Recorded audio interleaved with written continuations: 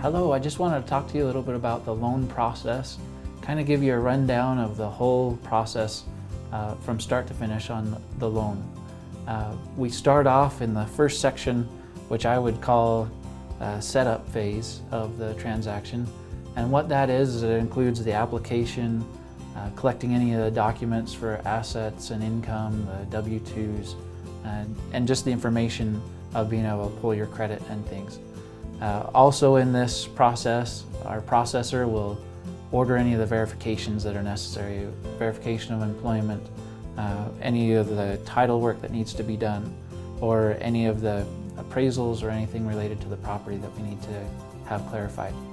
The second phase of that process then becomes the underwriting process. Once everything's been collected and we've put it all in a logical order to be able to send it into underwriting, then that process is to send the file electronically to the underwriter. The underwriter will pick it up and check down all of the guidelines that are necessary to be confirmed that everything that's required for the loan is in the file, and if there's any clarification that they feel is needed, then they'll let us know that and we'll meet those conditions.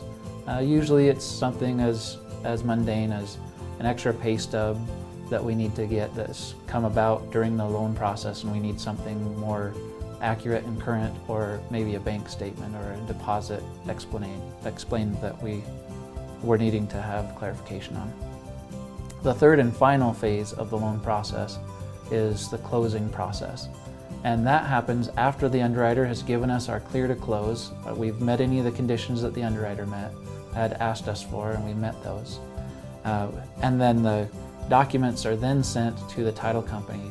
What triggers those documents going to the title company is first we send out the closing disclosure, which is the final numbers that were disclosed in the beginning and updated throughout the course of the loan.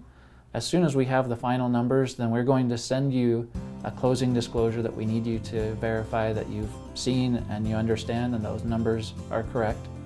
And then that starts the clock on a 3-day waiting period that we need to wait before we're able to actually go to the title company and close.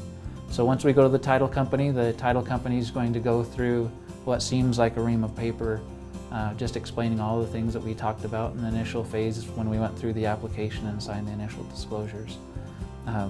Once we've signed those documents and the wires come into the title company and they're able to receive the funds needed for the down payment and the funds from the investor that are going to pay the seller for the house, then the title company then disperses out the proper money to different places that it needs to go. And then the funding and recording happen typically the day after you go to the title company and sign everything.